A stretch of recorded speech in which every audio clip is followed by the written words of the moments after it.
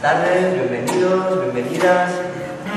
Es una alegría y un gran honor tener hoy aquí a Luis Eduardo Luna. Es una de las personas más importantes en este campo de las plantas maestras. Su primera publicación ya fue en el año 84. Fue de los primeros que estudió este tema con rigor académico, con seriedad. Conoció a todos los fundadores del campo, ¿no? Como el Teres McKenna, cuando eran los chavales que iban ahí por la jungla amazónica, descubriendo las prácticas chamánicas de ahí. El trabajo quizás por el que es más conocido es el libro Ayahuasca Visions, que hizo junto a Pablo Maringo, el pintor sobre las visiones ayahuasqueras. Ese libro fue un gran éxito, fue uno de los libros que más ayudaron a divulgar el chamanismo amazónico, y ha publicado muchos artículos sobre el vegetalismo, ¿no? Sobre lo que se conoce más que el chamanismo de los indios, el vegetalismo mestizo, todo lo que es las prácticas de sanación a través del consumo de ayahuasca en toda la cuenca amazónica.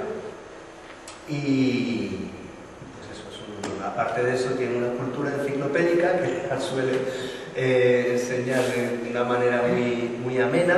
¿Y de qué nos vas a hablar hoy? Amazonia. Amazonia. Pues un aplauso de bienvenida.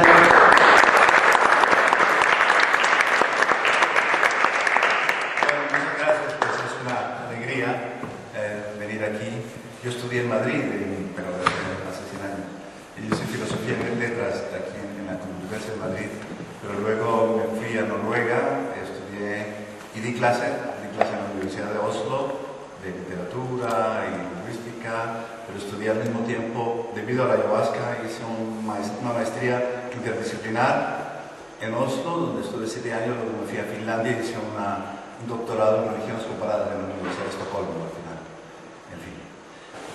Bueno, hoy será Amazonía, ¿no? Entonces, yo trabajo normalmente en la Escuela Superior de Economía Sueca, en Helsinki, pero me voy a jubilar dentro de un año, y como he creado este centro en Brasil, pues es mi institución ahora, ¿no?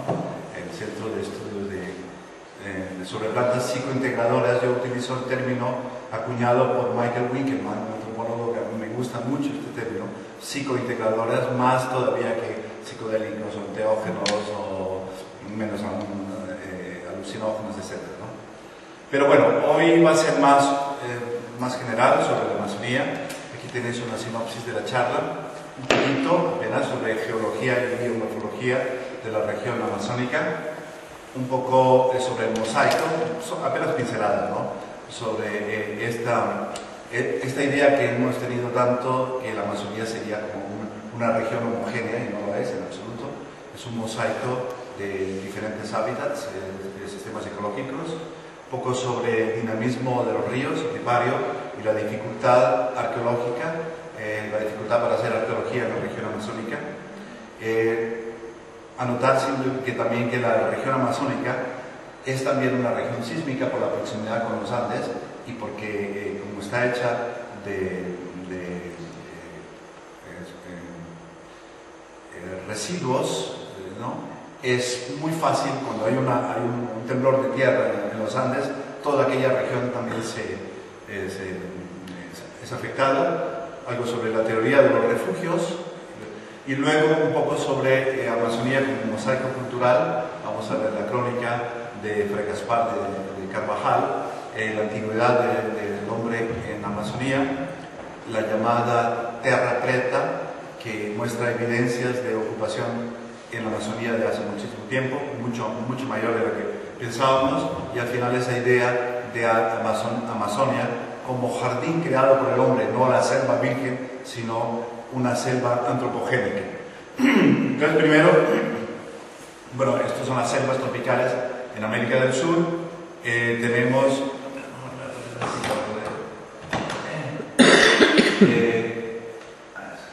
bueno, la región amazónica, la región esta al oeste de los Andes, la región del Chocó, también es una región tropical. Por cierto, el ayahuasca ya se encuentra, pero no se sabe desde cuándo en las selvas del Chocó, llamado Pildé, pero no se sabe si esto es precolombino o cuándo fue que se introdujo la ayahuasca en esta región. La ayahuasca originalmente es de esta región aquí, sobre todo de este triángulo de Acre, Perú, Bolivia. Parece ser que es la dispersión, digamos, inicial de la ayahuasca. Pero bueno, tenemos la Amazonía, tenemos las tierras bajas del Pacífico y luego la selva, lo que llaman en Brasil la Mata Atlántica, ¿no? La selva de la costa atlántica, ¿no? En fin. Y algunos, bueno, ahora, realmente la Amazonía propiamente es esta región que incluye no solamente el Brasil, sino pues, las Guayanas, gran parte de Venezuela, una tercera parte o más de Colombia, de Ecuador, Perú y Bolivia, de modo que es una región enorme.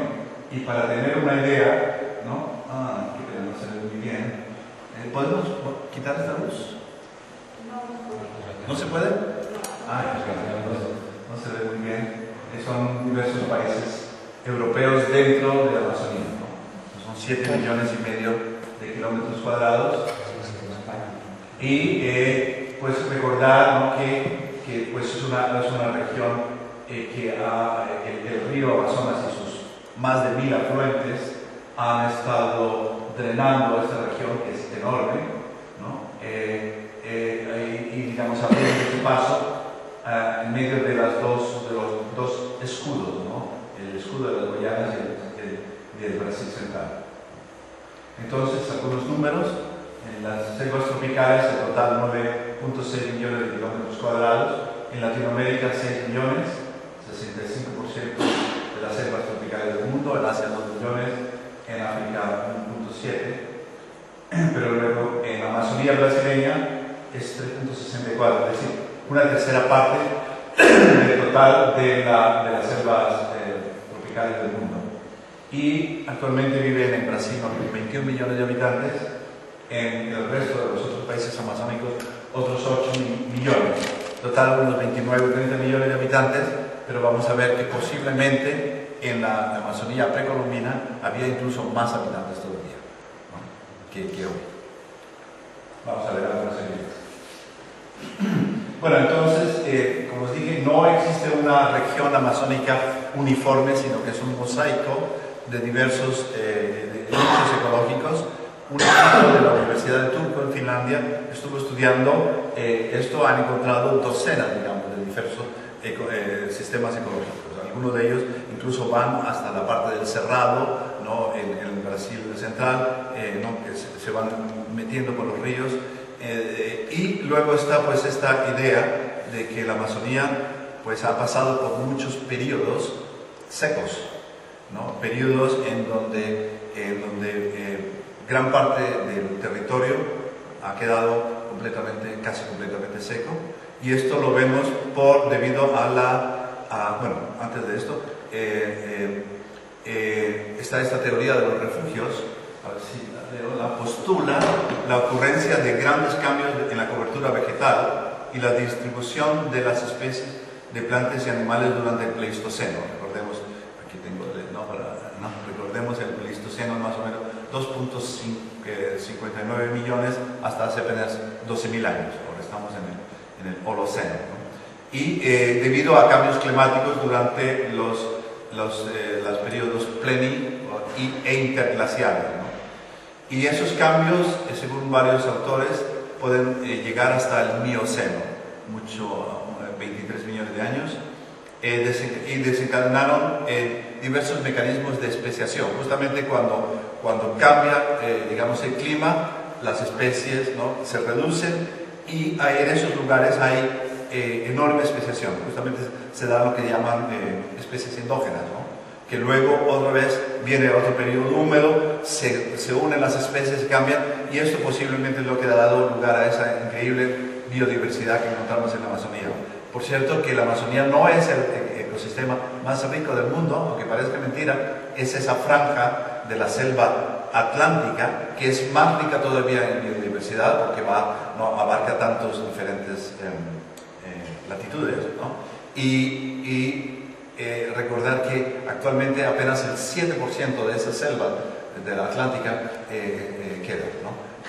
Prácticamente la selva atlántica ha sido transformada, ha sido transformada en azúcar y café. Y nos la hemos bebido, ¿no? De la misma manera, y en gran parte también el ganado vacuno, ¿no? Como ahora actualmente está sucediendo con la Amazonía, lo vamos a ver más tarde, ¿no? Porque se están destruyendo las selvas para sembrar soya y para el ganado, ¿no? En fin. Entonces tenemos esta fauna, megafauna en la región amazónica. Tengo un amigo paleontólogo que he estado mirando esqueletos increíbles de perezosas gigantes, armadillos gigantes, paquidermos, camélidos, ¿no? De hace más de 12.000 años. De modo que eso evidencia que la Amazonía pues, ha habido esas épocas secas porque estos animales son demasiado grandes para poder caminar por la selva. O sea, ¿no? eran sabanas. Aquí está, por ejemplo, esa la perezosa gigante, ¿no? 6 metros de altura. Y el otro elemento que hay que tener en cuenta en el Amazonas es que es prácticamente plano. Desde Iquitos hasta el Atlántico hay apenas un declive de 400 metros en no sé cuántos, 2.500 kilómetros, ¿no? De modo que es prácticamente plano. Esto hace que los ríos van cambiando continuamente de curso. Cada vez que viene la estación lluviosa, ¿no? Los ríos van erosionando, incluso creo que tengo, los ríos van erosionando, ¿no? y se van moviendo de un lugar a otro. Si a esto añadimos el elemento sísmico, este equipo de Finlandia, de la Universidad de Turku, llegó a datar fotografías de satélite, digamos, viendo por diferencias en la coloración de la vegetación, que el río Ucayali, por ejemplo, dio un salto en algún momento, en un día dio un salto de 50 kilómetros. Posiblemente hubo un terremoto y el río cambió completamente de curso. El caso es que en las tribus indígenas hay montones de mitos sobre, mitos o leyendas, en fin, de esas catástrofes enormes. Claro, los misioneros decían, ahí está la evidencia del diluvio universal. Por eso ya sabemos que está en todas partes, porque la Tierra ha pasado por muchos periodos cataclísmicos de ese tipo. Bueno, el río Yari, que desemboca en el río Amazonas, y aquí está la confluencia del río Negro con el río Solimões. Recordad que los españoles llamaron el río Amazonas desde la confluencia del río Marañón y el río Ucayali, mientras que los brasileños llaman Amazonas la confluencia del río Negro con el río Solimões, que lo llaman Solimões. Por cierto, el río Marañón, lo vi en la crónica de Fray Gaspar de Carvajal, Orellana, que fue el descubridor del Amazonas, estaba preguntándole al capitán del barco, ¿no? ¿Será que ya vamos a salir, vamos a llegar al océano? Dice, no, esto es una maraña de río, ¿no? Marañón, de ahí. Y luego los brasileños llamaron Marañón a un estado de Brasil, ¿no? Bueno, algunos números. El río más profundo del mundo, también el más largo incluso que el Nilo, se ha calibrado que realmente lo es, descarga 13 millones de litros por minuto, es decir, una quinta parte de toda el agua dulce del planeta. Tiene más de 1.000 afluentes, perdón, puse tributarios, ¿no? 17 de los cuales tienen más de 1.600 kilómetros, ¿no? 6 de entre ellos entre los 10 más largos del mundo. Es algo realmente impresionante, ¿no? Y luego, pues, se calcula que el río Amazonas y sus afluentes tienen 80.500 kilómetros de afluentes, contienen 2/3 partes del agua dulce del planeta. Por cierto, ya que vemos estos 80.500 kilómetros, con frecuencia uno piensa en el Amazonas como la región remota, ¿no? El lugar donde después de muchas dificultades uno entra. Y hay que tener en cuenta que no, al contrario, el Amazonas ha sido... los ríos son autopistas, ¿no? Por ejemplo, en la época del caucho del siglo XIX, era mucho más fácil llegar desde Iquitos hasta Nueva York, Londres, ¿no? Que desde Iquitos hasta Lima, porque había que pasar la cordillera de los Andes, y el dinero que circulaba en Iquitos en esa época era la libra esterlina. Se decía que los aristócratas de Iquitos y de Manaos las mujeres mandaban a lavar sus ropas a París.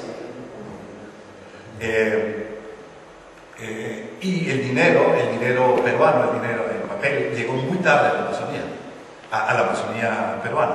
Esto hace que, bueno, no voy a hablar de Pablo Marinho, pero algunos de vosotros conocéis, cuando yo conocí a Pablo, él me contó que tiene un pulso increíble, ¿no? En las visiones, un detalle increíble, y me dijo pues que él había estado pintando billetes.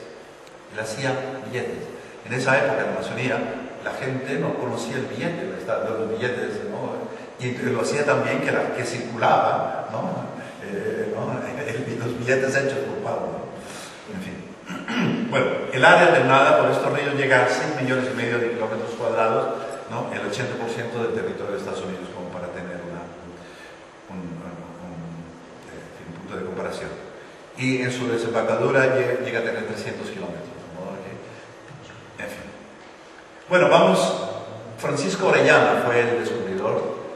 Francisco Orellana fue una expedición que salió de Quito, bajó el río Napo, mandada por Gonzalo Pizarro, que era el hermano, creo, de Francisco Pizarro, de Perú. Y como solía suceder, llegaron a un ecosistema completamente diferente, los españoles estaban muriéndose de hambre, ¿no?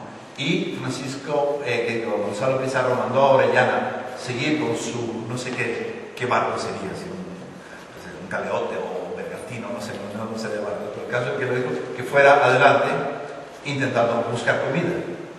Y él no pudo regresar por la corriente y entonces siguió adelante, sin saber en absoluto. En esa época no se conocía la extensión del territorio, no se sabía, ¿no?, la extensión de Sudamérica, y tiró para adelante, ¿no? Y fue un viaje extraordinario. Ahora, interesante que llevaba consigo a Fray Gaspar de Carvajal. En esa época siempre había un cronista que iba narrando, ¿no?, lo que sucede. Gracias a él tenemos una idea muy exacta de esta aventura, que por cierto os aconsejo, ¿no?, porque es increíble. No es muy grande, pero se ve como una novela, esa aventura de Orellana bajando el río. Aquí tenéis las fechas, creo. Este es el libro. A ver, voy a pasar y luego regreso aquí. Me parece que lo tengo, ¿o no? Aquí está, ¿no? Salió, aquí lo veo mejor, salió el 26 de diciembre del 41 y llegó en agosto del 42. Fue una aventura de 7 meses bajando el río, y va narrando lo que se va viendo. Ahora voy a volver atrás.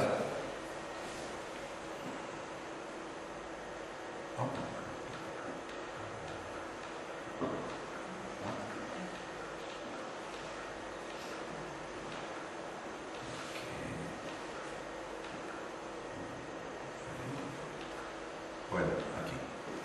Entonces, una de las citas que tomé de la crónica. Toda la gente que hay en este río que hemos pasado, como hemos dicho, es gente de mucha razón y hombres ingeniosos, según que vimos y parecían por todas las obras que hacen, así de bulto, esculturas, como dibujos y pinturas de todos los colores, muy vivísimas, que es cosa maravillosa de ver. Carvajal describía, el barco iba unas veces en una margen del río, luego cambiaba, y iba hablando de lo que llamaba capitanías. Había capitanías de leguas y leguas a lo largo del río. En una de ellas dice: en este pueblo estaba una casa de placer. No sabemos para él qué sería esta casa de placer, ¿no?, dentro de la cual había mucha loza de diversas hechuras, así de tinajas como de cántaros muy grandes, de más de 25 arrobas. No estoy seguro esa medida a qué correspondería ahora, pero supongo que serían enormes vasijas. Y otras vasijas pequeñas como platos y escudillas, y candeleros de esta loza de la mejor que se ha visto en el mundo. porque la de Málaga no se iguala con ella, porque es toda vidriada y esmaltada de todos colores y tan vivas que espantan. Y además de esto, los dibujos y pinturas que en ellas hacen son tan acompasados que naturalmente labran y dibujan todo como lo romano, que era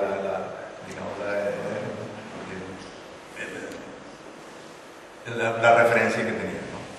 El caso es que esto es muy interesante, ¿no? La mejor del mundo, mejor que la de Málaga, teniendo en cuenta que la cerámica española, aquí había una cerámica extraordinaria, de modo que si se quedó impresionado con esto, ¿no? ¿Qué significaba lo que había allí?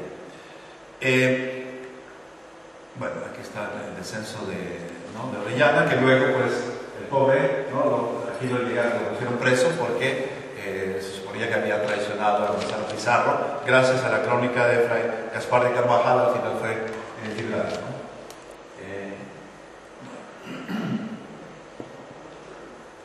La siguiente expedición al Amazonas fue hecha por Pedro de Teixeira, ¿no? Y aquí dice, casi con las primeras vistas de aquella parte de América que hoy tiene el nombre de Perú, nacieron en nuestra España, aunque por confusas noticias, encendidos deseos del descubrimiento del gran río de las Amazonas, llamado por error común, entre los pocos vistos en la geografía, Río del Marañón. No solo por las muchas riquezas de que fue siempre sospechoso, ni por la multitud de gentes que mantenían sus orillas. Esto es interesante, estamos en 1639.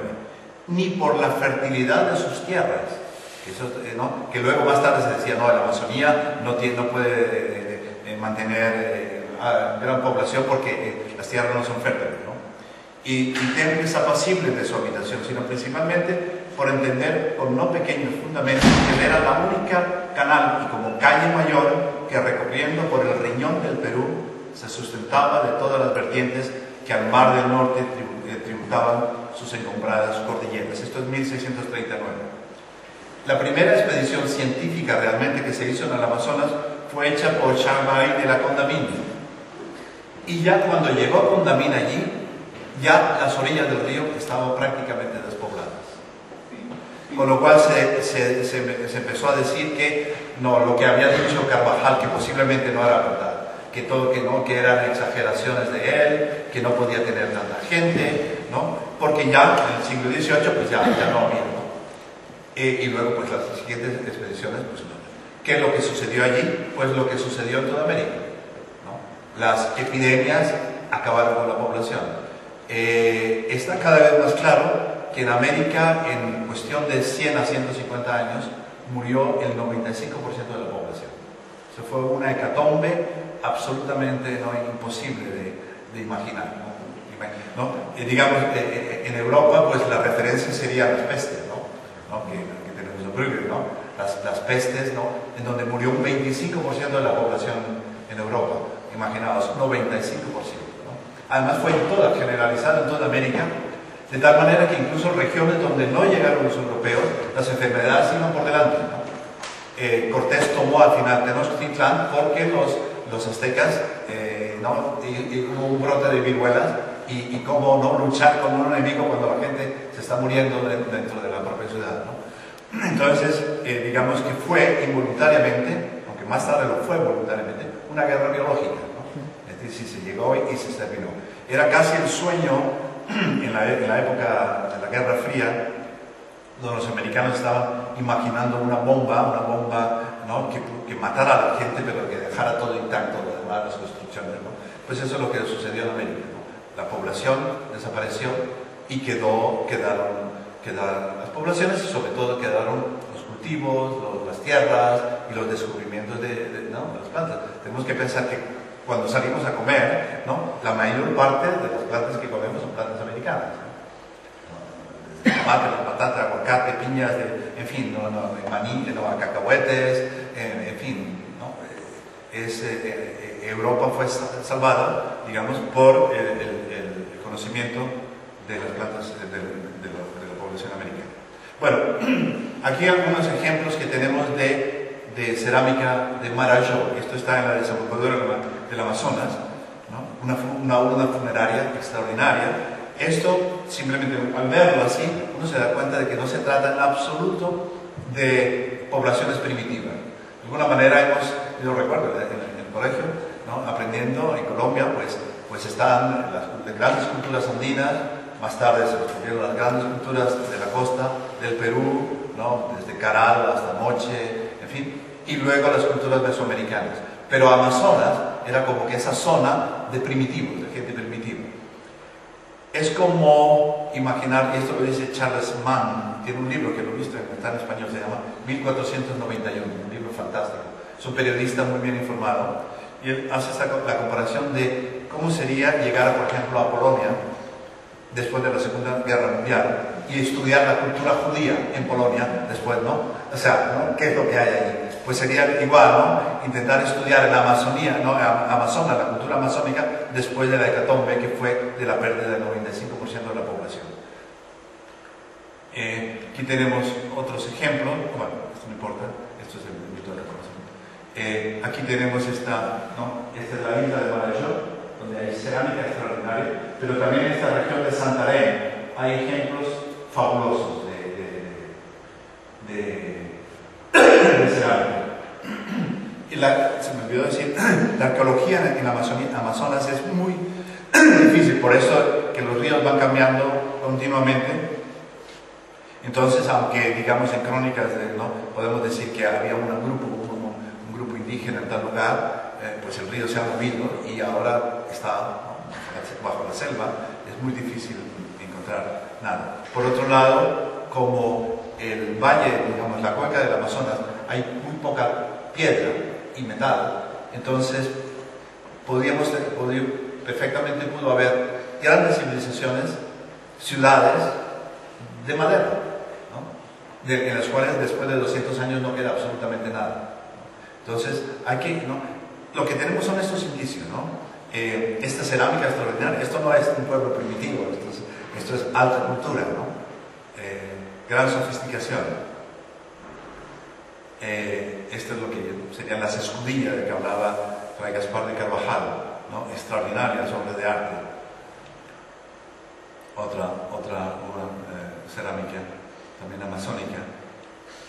Estos, ¿no? Que si empiezas a ver los diseños que hay, enormemente complicados, laberintos bellísimos, en fin, ¿no?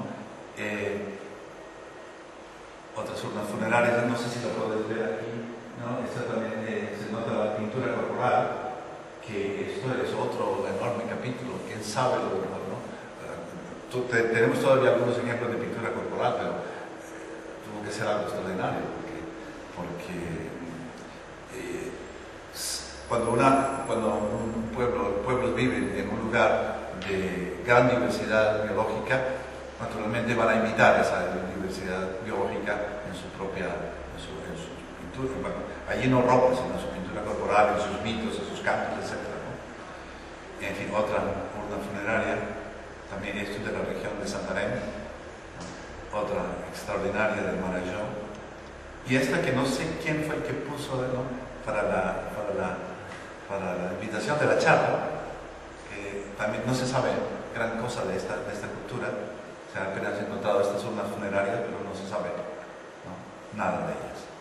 Y fue Anne Roosevelt, arqueóloga, quien dató cerca de Santarém,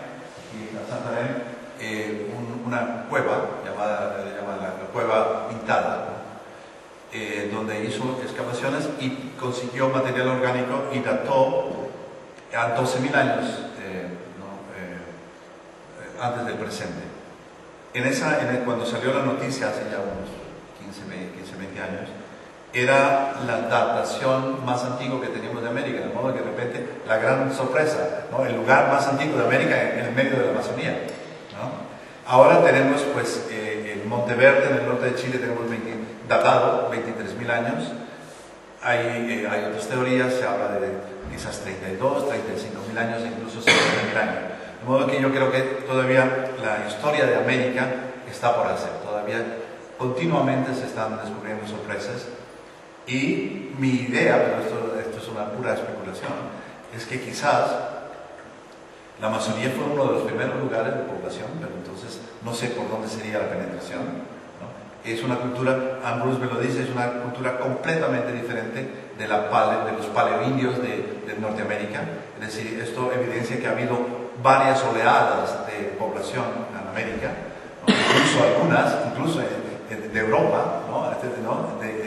En época de glaciación, donde perfectamente se podría navegar a lo largo de Groenlandia y entrar por el norte de América. Es decir, ha habido muchas posiblemente oleadas, y una de ellas fue esta.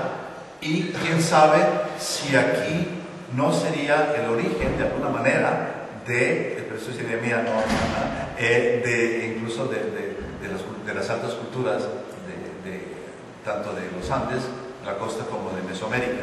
Vamos a ver por qué.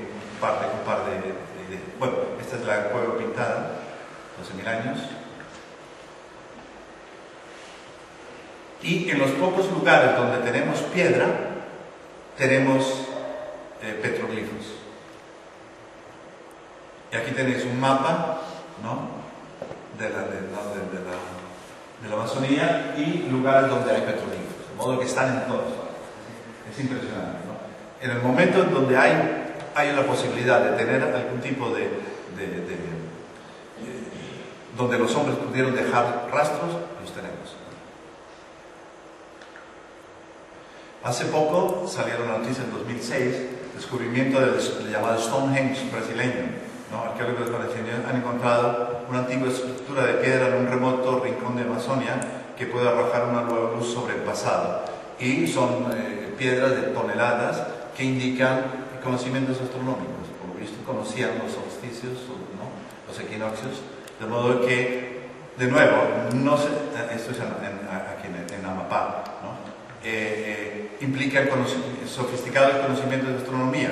Un total de 127 bloques de piedra, pesando cada uno de ellas varias toneladas, colocados de pie espaciadamente, ¿no? En fin. No se sabe su edad, pero fragmentos de cerámica encontrados en el lugar sugiere que tienen unos 2.000 años. Sugieren un templo o un observatorio. Y luego en Beni, en Bolivia, pues se han descubierto esto. O sea, volando, se encuentran 500 kilómetros cuadrados en donde se ven estos mosaicos, digamos, aquí no se ve muy bien, es una pena con la luz, ¿no? Se ven plataformas elevadas, que es la parte verde clara, y luego la verde oscura son canales.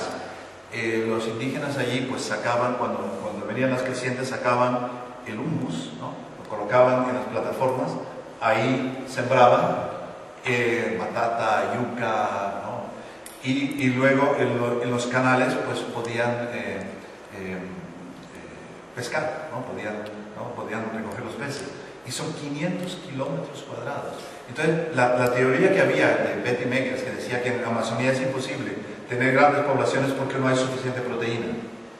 Y esto absolutamente echa abajo toda la teoría, porque naturalmente ellos tenían técnicas para poder recoger peces durante la época húmeda y tener reservatorios. Aquí los tenemos. Estos son trampas, digamos, no de piedra, hechas para en la época de humedad, atrapaban los peces y luego en la época seca los mantenían aquí en grandes estanques. Esto es en Beni. Por otro lado, hace apenas unas semanas ha salido la noticia, y esto fue un amigo, incluso que vive aquí, un finlandés, Matti Persinen. Desde el avión tomó unas fotografías con geoglifos, y luego se dieron cuenta de que la gente viviendo en la Amazonía brasileña hace tiempo, en Acre, hace tiempo que saben de estos geoglifos, ¿no? Incluso ahí veis pastando vacas encima de los geoglifos, muestra evidencias también de poblaciones, ¿no?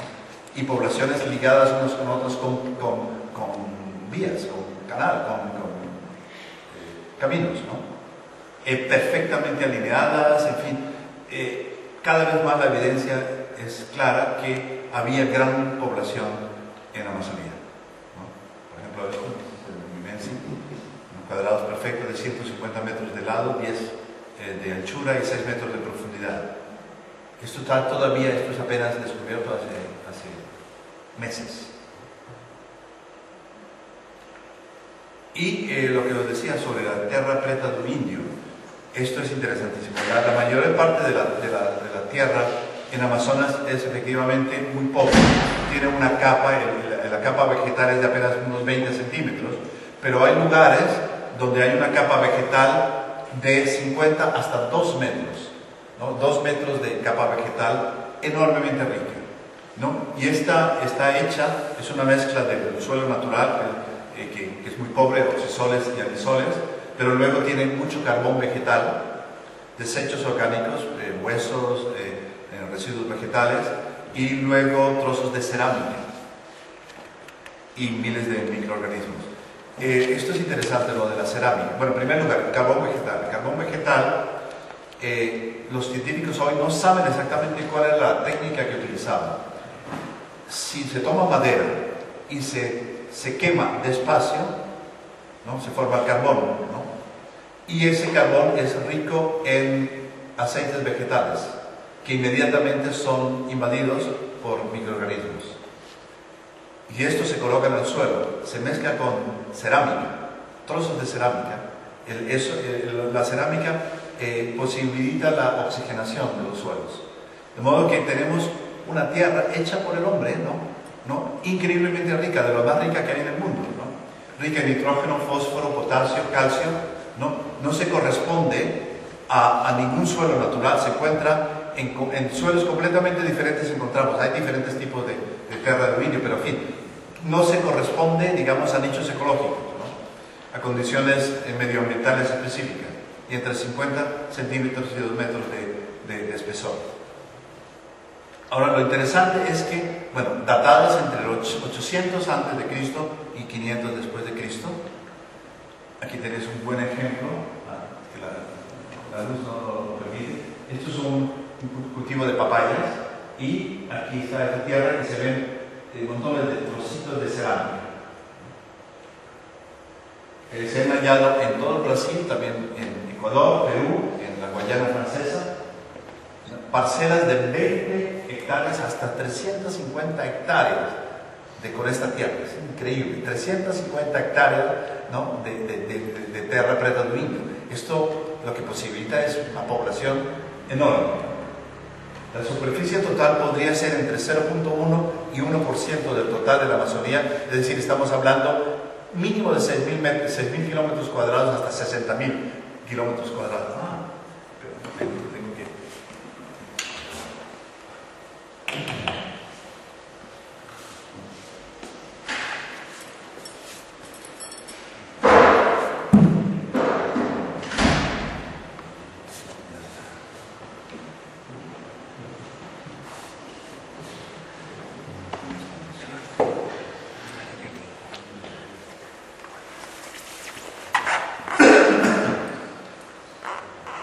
De modo que son extensiones increíbles, ¿no?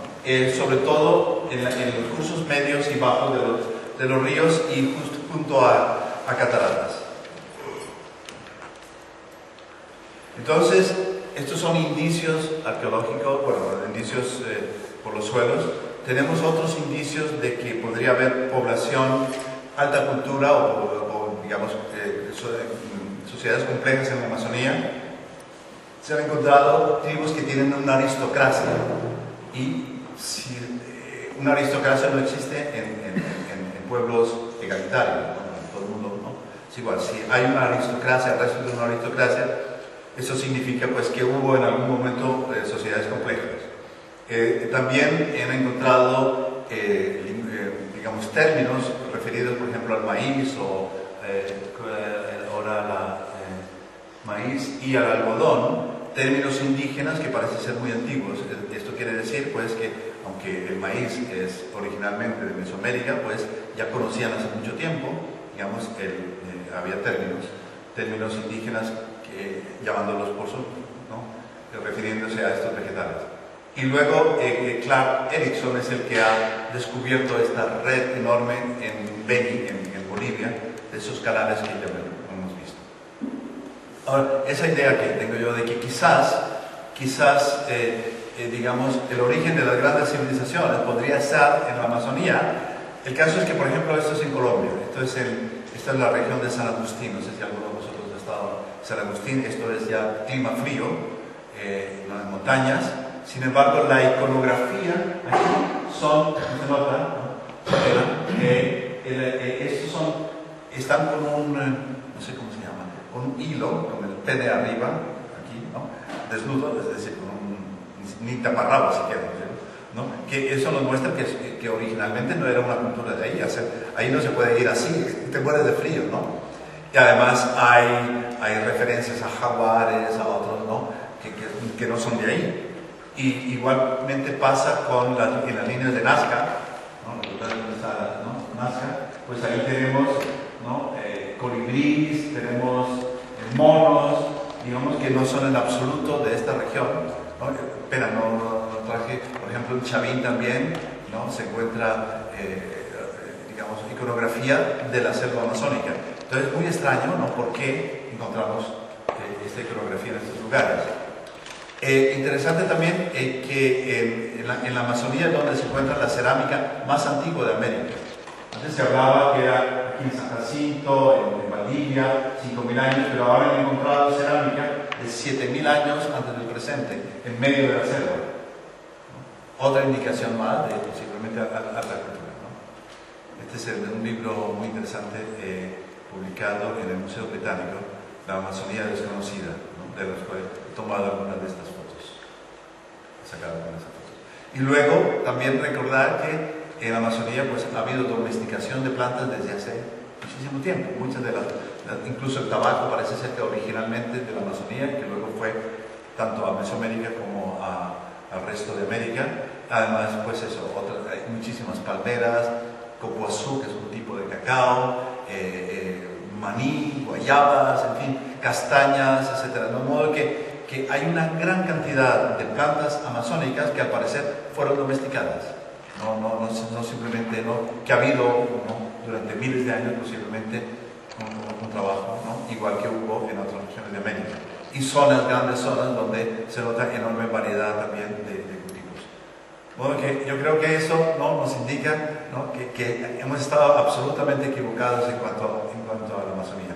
Tenemos variedad increíble de palmeras comestibles como el aguaje, yuca, naturalmente, con varias especies, algunas de ellas venenosas, pero ellos han aprendido la técnica de poder sacarles el veneno. Muchos tipos de palmeras, ¿no? Y parece ser que ha habido realmente manipulación por parte de los indígenas. Copoazú, hay lugares donde hay muchísimo copoazú que indica que han sido cultivados, eso no hay duda ninguna. Llegas en sitios, ¿no? En medio de la selva y hay, ¿no? ¿De dónde viene esto? Pues, ¿no? Cultivos, ¿no? Además, pues eso, el guaraná, azaí, dendé, tantas otras fantásticas, la quinina, importantísima para el tratamiento de la malaria, de modo que la contribución también de los indios amazónicos ha sido enorme. Curare, ¿no? Diferentes tipos de curare, que operaciones del corazón serían imposibles porque han descubierto, ¿no? estas sustancias que pueden paralizar completamente, ¿no? Además, yo vi un documental muy interesante donde a una persona, en fin, en el hospital, bien resguardado, digamos, en todo sentido, se le hace un torniquete aquí en el brazo, se le inyecta curare, la persona queda completamente, nada, ¿no? Y sin embargo está perfectamente consciente. Se le puede preguntar, ¿escuchas? Perfectamente sí, ¿no? Está completamente, ¿no? Pero sin posibilidad de respirar ni nada, porque, ¿no?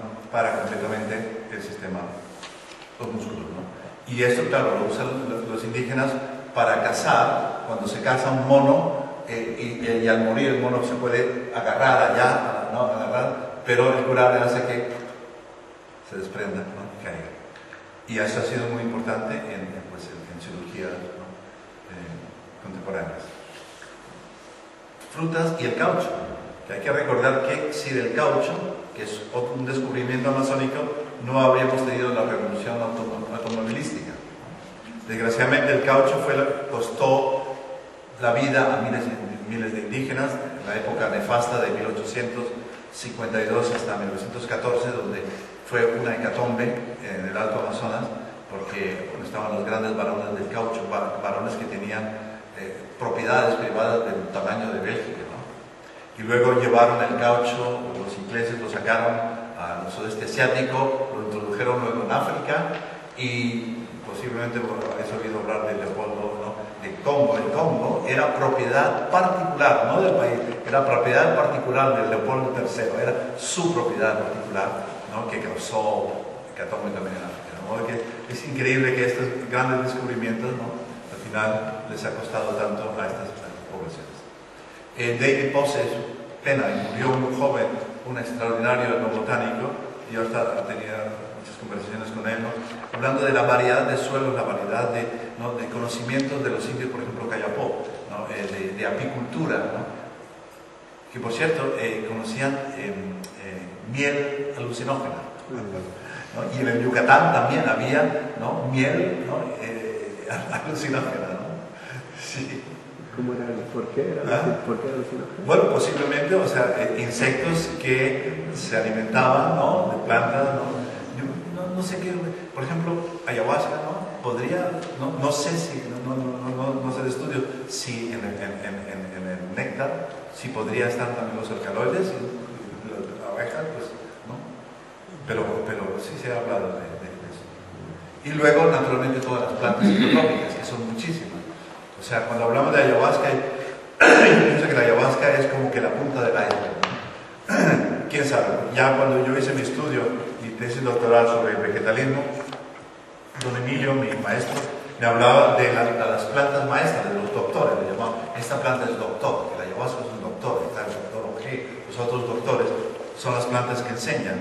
Y en esa época yo llegué a recoger unas 70 doctores, pero luego pues ha habido muchos más, posiblemente hay unos 200 plantas que se utilizan como aditivos de la ayahuasca, y en regiones de Colombia, por ejemplo en el Valle de Sibundoy, Bristol, cuando estuvo el botánico, cuando estuvo haciendo en los años 60, estuvo haciendo trabajo de campo, llegó a pensar que el ayahuasca se utilizaba como medio de aprender las propiedades de otras plantas. Es decir, se tomaba un poquito de corteza o unas hojas, se colocaba en la planta, ¿no? Y los cambios que había en las visiones, o ellos decían, se entraba en contacto con el espíritu de la planta y la planta te indicaba, ¿no? Qué era lo que tenías que tomar. Tenías un paciente y la planta te decía, bueno, tienes que hacer esto o lo otro, ¿no? Incluso el mismo origen de la ayahuasca es muy extraño porque es una mezcla de dos plantas, ¿no? O bien Diplopterus cabrerana, bueno, Banisteriopsis capi y Diplopterus cabrerana en Colombia, en Ecuador, o bien Banisteriopsis capi, Psychotrebirides en Perú, Bolivia, Brasil, ¿no? ¿Cómo llegaron ellos a encontrar esta combinación en un medio donde hay 80.000 plantas, ¿no? 80.000 plantas diferentes? Es decir, las combinaciones son, ¿no? de millones, es imposible, ¿no? Entonces, quizás esa idea también, ¿no? De que más que, ¿cómo se dice? Trial and error. Prueba y ensayo, sería más bien algún tipo como de revelación, ¿no? Algún tipo de revelación, que quizás no de alguna manera una planta te puede indicar otra, pero esto ya entramos en cosas más esotéricas, no sé, de alguna manera, no sé, ahí entramos en la cuestión de por qué es que tenemos receptores para dimetiltriptomina, por qué tenemos receptores para estas plantas y qué es lo que está detrás, en fin, eso ya nos llevaría a otro tipo de especulación. Y bueno, en fin, tabacos, ¿no? Recordemos que el tabaco, sobre todo la nicotina rústica, es todavía utilizado por chamanes en la Amazonía, fortísimo, ¿no? El problema es que nos quedamos con, bueno, nicotina, tabaco, pero luego se ha degradado y al final lo que fumamos no es tabaco, es una cantidad de cosas, pero menos tabaco, el verdadero tabaco, ¿no? Que era utilizado ritualmente en toda América, o además de muchas maneras, no solamente fumado, sino también bebido, incluso como enema. Un amazónico no entra en la selva sin tener tabaco, ¿no? Porque el tabaco te puede servir para infecciones, te puede servir para protección de los mosquitos, en fin, es una planta sagrada y además es la planta en la comida de los espíritus, ¿no? Planta sagrada, ¿no? Y es curioso cómo tenemos en los mitos amazónicos se habla de que la serpiente ancestral trajo 3 plantas. La serpiente vino con 3 plantas: coca, tabaco y yagé, ayahuasca, ¿no? Y el tabaco, no sabemos lo que ha causado. La coca, un elemento de la cocaína, y tenemos todo la destrucción tremenda de tanto los países productores como todo lo que ha causado la ilegalidad también de la coca. Y ahora pues tenemos ayahuasca, que también hay movimientos, hay fuerzas nefastas de prohibición, de persecución, etc. Espero que no lleguemos a eso. Bueno, otra de las plantas que se utilizaban en la Amazonía es Anadenanthera, sobre todo en las regiones más secas, Anadenanthera peregrina, y en el sur de Sudamérica Anadenanthera colubrina. Y recordar que Anadenanthera es quizás la planta más sagrada de toda América del Sur, bueno, no solamente América del Sur, sino también las Antillas. Manuel Torres, esta es una foto de hace 25 años, él es el gran especialista de la cultura de Tiwanaku, es uno de los 2-3 mayores especialistas, y sobre todo se ha dedicado al estudio de la cultura de Tiwanaku, que lo veis, para que tengáis una referencia más o menos, o sea, de 500, no, bueno, un poco más, ¿no? De más o menos de 0 a 700, 800 después de Cristo. Estaba la cultura de Tiwanaku, la cultura de Wari, ¿no? Ya anterior naturalmente a la incaica.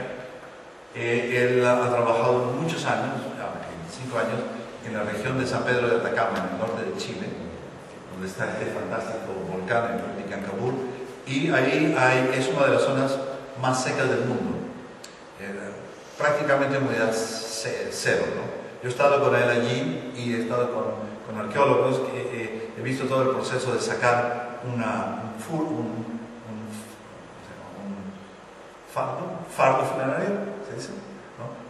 Con la momia dentro, llena de, ¿no? Porque ahí recubrían la momia la momia porque se ha momificado, ¿no? Recubría el cuerpo de textiles y se meten se entierra mirando al Vilcabamba, ¿no? Ves que durante cientos de años era un gran cementerio y todos los cuerpos mirando hacia el Vilcabamba. Y he visto todo el proceso de tomar un fardo funerario, meterlo en un aparato, ir humidificándolo poco a poco, y los tejidos van recogiendo el agua y se pueden quitar uno a uno. Te puedes colgar, están hechos como si fueran hechos hoy. Es algo extraordinario. Allí se encuentra la cestería más antigua de América y los textiles más antiguos, algunos de los más antiguos de América, ¿no? Entonces, ahí por ejemplo, aquí tenéis un fardo funerario y dentro el 25% de los cuerpos tenían esta parafernalia, estos kits, ¿no? Donde dentro tenemos las tabletas y los inhaladores de Anadenanthera colubrina, ¿no? Esto nos muestra que realmente es imposible entender las culturas americanas si no tenemos en cuenta que prácticamente todas ellas utilizaban algún tipo de planta psicotrópica, absolutamente, ¿no? Si no es tabaco, no, al menos tabaco, ¿no? Pero digamos, es imposible pensar en la gran cultura de Tiwanaku, porque además está clarísimo, ahí se encuentran las bolsitas con la semilla de la Anadenanthera. Incluso David Repke, que trabajó con Manuel Torres, pues hicieron análisis ¿no? Y encontraron todavía hoy 5 metóxidos de metiltriptomina y bufotenina en las semillas, de modo que no hay duda ninguna, es decir, esto está completamente, ¿no? Aunque hasta hace poco tiempo los arqueólogos se negaban a aceptar, porque no era muy ortodoxo eso que se drogaba, ¿no? Pues resulta que, ¿no? Es imposible imaginar estas culturas, ¿no? Y vamos a ver, aquí está la famosa estela de Ponce, y veis aquí, qué pena, ¿no? La luz, no sé si aquí lo puedes ver mejor, ¿no? Cuidado. Bueno, no importa, ¿no? Aquí está clarísimo, a ver si quieren que se vea cosas mejor. Aquí está, ¿ves? El kit, ¿no? con la tableta, aquí aparece, ¿no?, el nadador, ¿no?, está clarísimo. Y estas eran pues, las esculturas que representaban las divinidades, ¿no?, de modo que era absolutamente central. Y también, bueno, la cultura moche, clarísimo, aquí se ve, ¿no?, eso es lo que se veía hasta hace poco. Imaginaba lo que había antes, era esto, ¿no?, eran pirámides de adobe, ¿no?, y ahí hay un montón de representaciones también de Anadenantera, ¿no? Aquí tenemos, ¿no?, la planta de Anadenantera relacionada con venados, y es muy interesante que en México también el peyote está relacionado con el venado y con el maíz, ¿no? Es como tres manifestaciones de la misma entidad. Aquí en el Perú tenemos el Anadenantera y el venado también. Este es el libro de Manuel Torres y David Repke, que es la Biblia, digamos. Si queréis estudiar Anadenantera, este es el libro fundamental, ¿no?, que es poco menos conocido que las otras plantas, pero encontramos, Anadenantera se encontraba desde la Hispaniola, de la isla, ¿no? Cuando Cristóbal Colón llegó a Hispaniola, vio que los indígenas usaban tabaco y caoba, ¿no?, y se trajo a Europa el tabaco. Y Denis decía, ¿qué habría pasado si Cristóbal Colón se hubiera traído aquí la caoba, no el tabaco, ¿no? Había cambiado completamente el curso de la civilización occidental, porque de repente, ¿no?, la gente habría tenido acceso a dimetiltriptomina, ¿no?, y habría sido otra cosa, ¿no? Como, pero bueno. Hace poco encontraron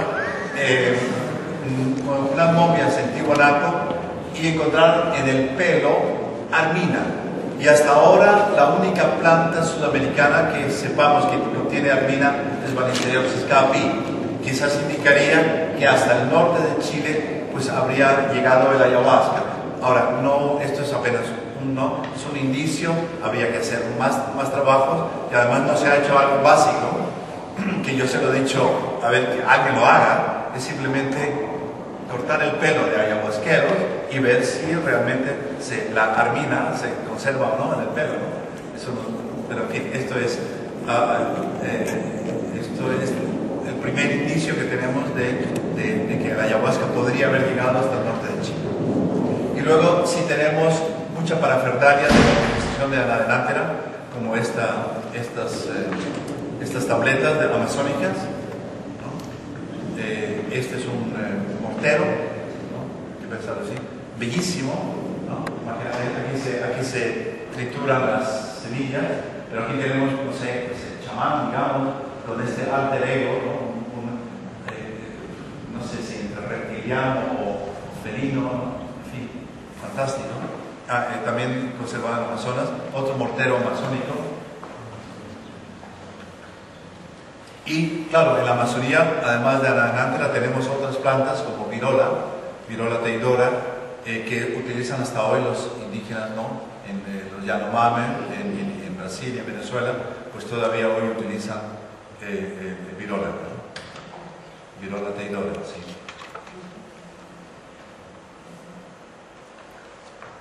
Y claro, el ayahuasca, ¿no?, en sus dos variedades, digamos, sus dos combinaciones, Banisteriopsis caapi con Psychotria viridis, que es la más corriente y la que utilizan las iglesias, que utilizan ayahuasca como sacramento, pero esta otra combinación con Diploteros cabrerana, lo llaman chacropanga en Colombia, que es utilizada en Colombia y Ecuador, ¿no? Pero también las dos plantas, estas dos, contienen dimetiltriptomina, ¿no?, es el mismo mecanismo. Y bueno, esta Psychotria utilizada cuando hice mi tesis doctoral encontré 72 pueblos indígenas del Alto Amazonas que utilizaban esta planta. Estas son fotos de Richard Schultes, ¿no?, que fue curador que fue el director del Museo Botánico de Harvard, que me ayudó muchísimo, estuve en su casa, pasé temporadas en su casa, en su biblioteca personal, ¿no? Él fue, digamos, el padre de la ecobotánica moderna. Todo el mundo, ¿no?, Wade Davis, Timothy Plowman, Mark Plotkin, McKenna, todo el mundo, ¿no?, es el que nos mostró el camino, ¿no?, digamos.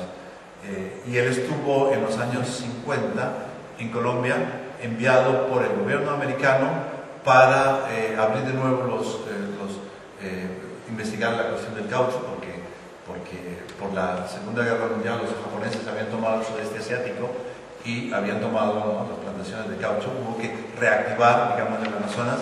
Schultes estuvo allí y descubrió las plantas psicotrópicas. Entonces, se convirtió en el gran especialista de las plantas psicotrópicas. Aquí esta foto de él entre los Humancú en Colombia, Tucano. Aquí está el chamán con su aprendiz. Aquí pues ya los chicos de los 13, 14 años empiezan a tomar porque se trata de que ellos, bajo los efectos de yagé o de capí, se den cuenta de que los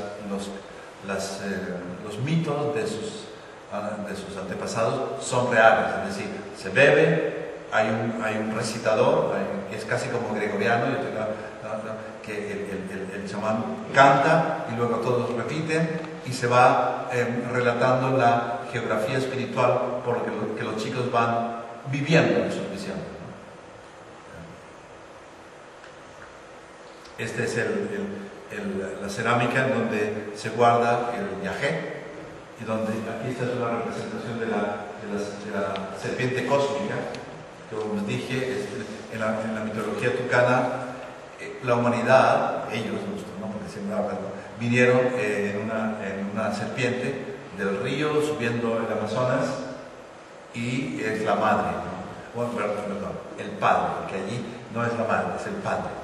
Y interesante es que entre la cultura tucana, ayahuasca es masculino, no femenino, como es en casi todas las partes. Raizel Dolmatov fue esto es un austríaco que llegó a Colombia con 23, 24 años, se casó con una colombiana rica, se gastó su dinero en arqueología y astronomía, antropología, digamos, es el padre de la antropología y de la arqueología en Colombia, los trabajos extraordinarios. Y fue el primero que se dio cuenta de la enorme importancia del yagé, de la ayahuasca, en una cultura indígena. Escribió este libro, Amazonia en Cosmos, con un informante en Bogotá, y luego fue a los Barazana. Tucano es la familia, hay varias ramificaciones. Una de ellas, los Barazana, estuvo allí, llevó papel y pintura y le dio a los indígenas para pintar. Se dio cuenta de que lo que pintaban todo estaba relacionado con las visiones, de modo que todo esto es el mundo visionario, ¿no? Aquí está de nuevo la serpiente cósmica, y se dio cuenta pues que todo, o sea que realmente el yagé es absolutamente crucial. Imposible entender estas culturas si no se entiende esto. Entonces, para un antropólogo que estudia esto, absolutamente tiene que experimentarlo, si no queda una cosa completamente abstracta, ¿no? Y ahí toda esta iconografía está relacionada con las visiones y también la narrativa. Jean Landon, una americana que vive en Florianópolis, donde yo tengo el centro, ella hizo los trabajos pioneros entre los Siona en Colombia. Se dio cuenta también que toda esta pintura facial está toda relacionada también con las visiones de ayahuasca, que ya le llaman sí, y entonces esa pintura corporal toda responde a diferentes espíritus que ven los indígenas en sus visiones. Y claro, como todo esto ya es bastante conocido, ¿no?, los indígenas Shipibo en Perú, en el río Ucayali, pues toda su iconografía está íntimamente ligada con las visiones.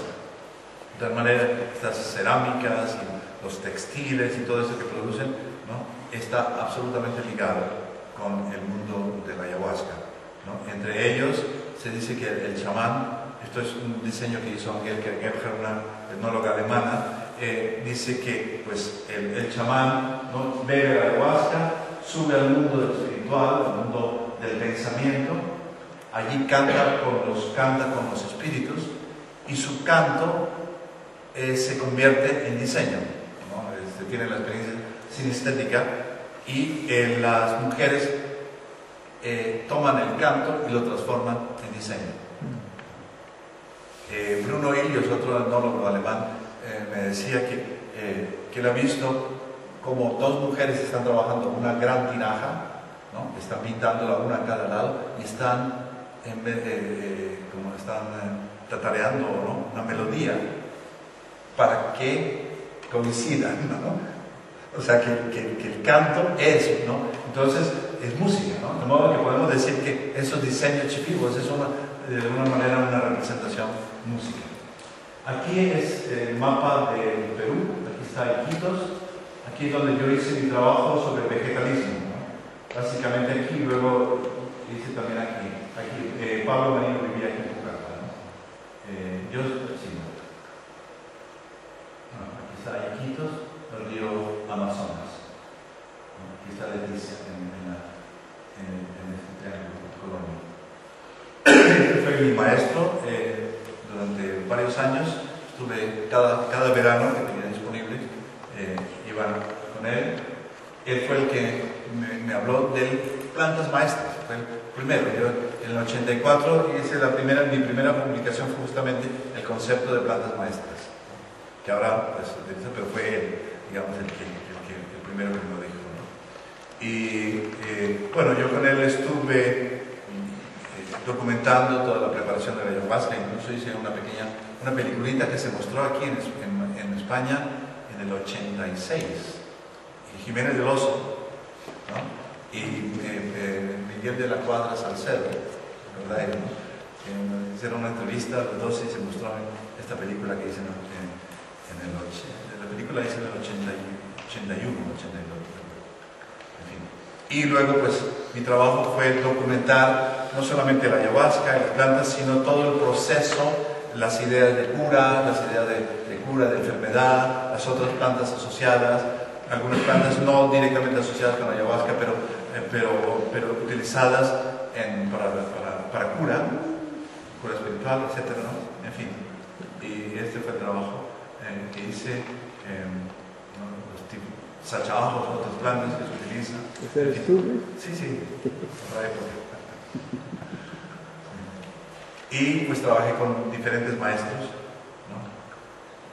Pero sobre todo con don José Coral. Y yo tenía mucha curiosidad por saber el proceso de aprendizaje. Convencía a un hijo de don Emilio y a un vecino, otro joven de 18 años, que hicieran la dieta. Yo dije, yo voy a dietar con ustedes y tal. Fuimos a hacer la dieta. Yo fui el único que terminé la dieta, porque sobre todo sal, ¿no? Es lo que más se siente cuando está uno, sobre todo con mucho calor, suda mucho, ¿no? Es el deseo de sal, ¿no? Y ellos no resistieron. Entonces, yo quería hacer una segunda película sobre el proceso de iniciación, filmándolos a ellos, y al final, pues nada, desistieron, y no me podía hacer una película sobre mí mismo haciendo la dieta, y al final, pues no se me... Pero lo que hice sí fue documentar también cómo los vegetalistas se curan unos a otros. Aquí, por ejemplo, en este caso, don José Coral está usando ortiga, ¿no? Ortiga para activar la circulación de la sangre, tratando sobre todo artritis, ¿no? Pero luego también análisis de sueños, ¿no? Increíble. Cada mañana yo pasé un tiempo con una señora que era siendo tratada, y don José Coral, cada mañana, ¿qué soñaste?, ¿no?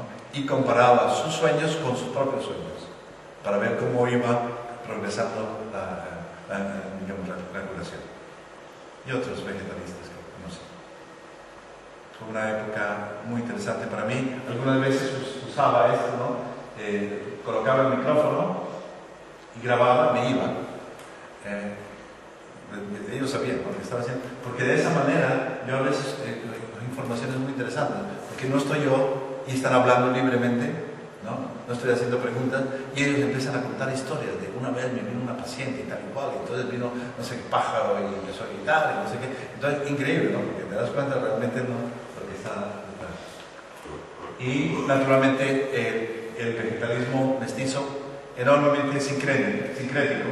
Aquí están las pipas con las representaciones del espíritu de tabaco, pero también están imágenes de Jesús, de María, de Buda, aquí, en fin, eso es completamente sincrético. Y los gestos mismos del vegetalista cuando está soplando la ayahuasca recuerdan los gestos del sacerdote cuando está con la Eucaristía, ¿no? Hay incluso una teoría de Peter Gould, un inglés, que dice que posiblemente el ayahuasca no es tan antiguo, al menos en las regiones de las regiones peruanas, y que posiblemente se conservó en la periferia de las misiones, ¿no? ¿Recordáis? Los españoles obligaban a los indios lo llamaban las reducciones, que eran terribles también, porque colocaban a los indios juntos, inmediatamente venían las epidemias, moría la gente, ¿no? Pero que posiblemente el vegetalismo actual peruano pudo haberse desarrollado en la periferia de las misiones, ¿no? donde los vegetalistas imitaban también a los sacerdotes. Bueno, os dije que hay montones de plantas maestras, ¿no? Muchas de ellas son todavía, aunque este conocimiento se ha perdido mucho, ¿no? Cuando yo estuve haciendo trabajo, se hablaba de los paleros, la gente que utilizaba palos, árboles, ¿no? Cortezas de árboles, mezclaban con ayahuasca, pero yo ya no conocí paleros. Bueno, conocí uno, pero no vi todo el proceso, como que ya se ha quedado todo en ayahuasca, ¿no? Pero por lo visto pues había conocimientos mucho más de muchas otras plantas. Entre ellas está esta es la Urupita yenés, que lo llaman en Perú Ayahuman. Aya es muerto, como ayahuasca, human, cabeza de muerto. Es que tenéis, aquí no se ve muy bien, ¿no? Una semilla. Y aquí una pintura de Pablo Amarillo, ¿no? Con las cabezas de los muertos. Una de las muchas pinturas que hizo Pablo. Que esto, quizás para los que no conocéis este libro, yo llegué con Denis McKenna, fuimos a Pucallpa, conocí a Pablo, me dijeron que sabía mucho sobre plantas, hice una entrevista, pero me dijo que él hacía pinturas en papel barato, ¿no? En fin, de paisajes. Me di cuenta que tenía una enorme memoria idética, ¿no? Recordaba, y me dice, es que yo recuerdo todo lo que veo. Si yo veo una puesta de sol, yo la recuerdo. Ahí se me ocurrió, ¿tú recuerdas las visiones que tenías de ayahuasca? Me dijo, sí, ¿puedes pintar? Ahí fue cuando empezó, ¿no? Eso es otra charla, ¿no? Pero empezó todo ¿no? Las visiones de ayahuasca, que luego 49 de ellas están en un libro. Este es un renaco, este es uno de los discípulos de Pablo, un renacal. Un renaco es una especie de ficus, que esta planta tiene raíces aéreas que van muchas veces muy profundamente en los lagos y por lo tanto se piensa que los espíritus de esta planta te llevan al mundo subacuático, que en la Amazonía peruana es muy importante porque es donde reside el poder. Es abajo, los delfines, las sirenas, ¿no? Las que te dan el conocimiento. Y allí fundamos en el 88, fundamos una escuelita de pintura que empezó así muy modestamente, con 5 alumnos, y luego llegó a tener 300 alumnos. Tuvimos 300 alumnos y era una escuela gratuita, con los materiales, todo era gratuito. Le dediqué muchos años, bueno, no tantos años, unos 6 años organizé exposiciones en toda Europa, en Estados Unidos, en Japón, etc. Y llegó a tener mucho éxito, pero el éxito muchas veces es el principio del fracaso, ¿no? Porque cuando no había nada, todo iba bien, cuando empezó a entrar el dinero, empezaron los problemas, el caso es que al final me retiré. Pero fue muy interesante porque se hicieron cosas fantásticas. Y actualmente, si alguno de vosotros va a Iquitos o Pucallpa, va a haber muchos hoteles decorados con este tipo de pintura. Se creó una revolución, digamos, allí pictórica en Pucallpa, relacionada con el mundo amazónico y también con las misiones, ¿no? La última exposición que hice fue en Washington, donde tuve la idea de mandar a un grupo de chicos a un jardín botánico que era de la escuela y cada uno que tenía que tomar una planta, hacer un retrato de una planta. Y este es pues, alguno de los ejemplos de esta exposición.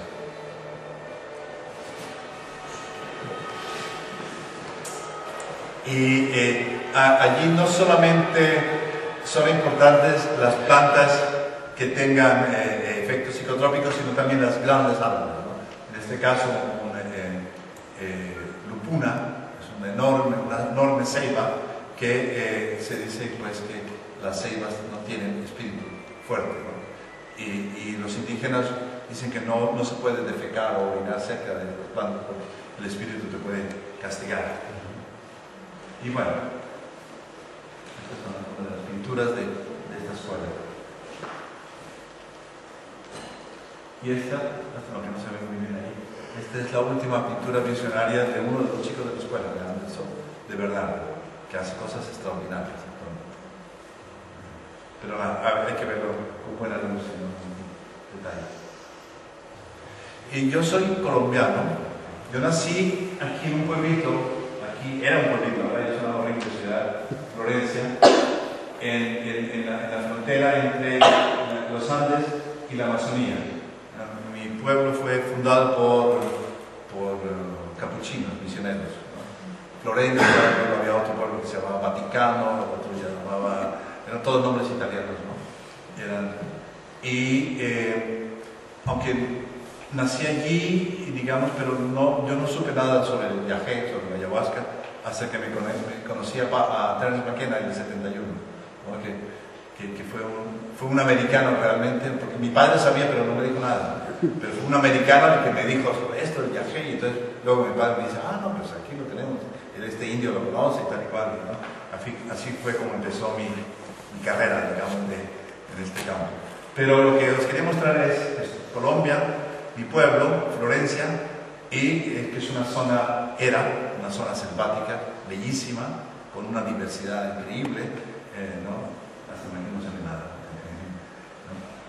Que poco a poco ha sido deforestada, se ha convertido, pues eso, en campos para ganado, y el escudo, esto es cada vez más deforestado.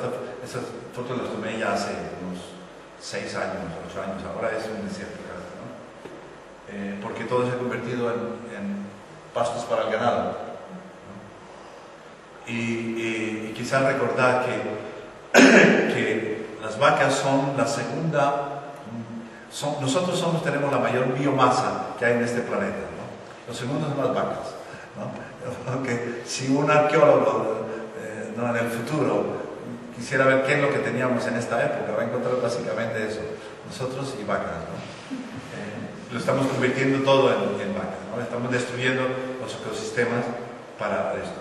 Y el escudo de mi pueblo, una vergüenza total, esto era el escudo, ¿no? Una zona de selvas, ¿no? Donde teníamos 2 hachas para cortar los árboles, coronas de laurel, que no tiene nada que ver con nosotros, y una vaca de la India, ¿no? O sea, que todo, ¿no?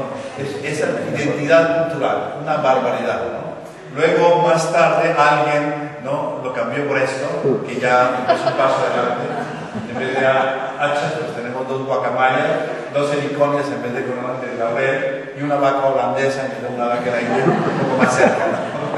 Pero bien, o sea, ¿no? Es increíble, ¿no?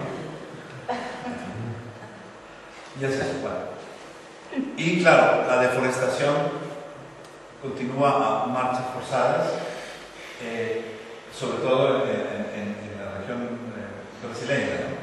Donde se va retirando la biomasa, porque hay que recordar, la mayor parte del Amazonas tiene una capa vegetal muy pequeña, el resto está arriba, y pues se va retirando la biomasa, se la van llevando, y al final lo que queda, pues, son desiertos, ¿no?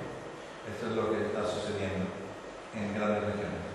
Y claro, se hacen las carreteras y llevan campesinos del sur de Brasil, que no tienen ninguna idea del ecosistema, que están acostumbrados a monocultivos, es población básicamente europea, que fue trasladada a Brasil, van a la Amazonía y siguen el mismo tipo de destrucción, ¿no?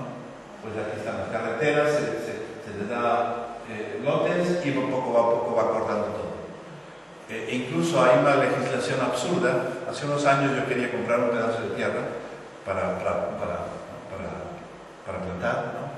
Para conservar y para plantar ayahuasca y otras plantas, ¿no?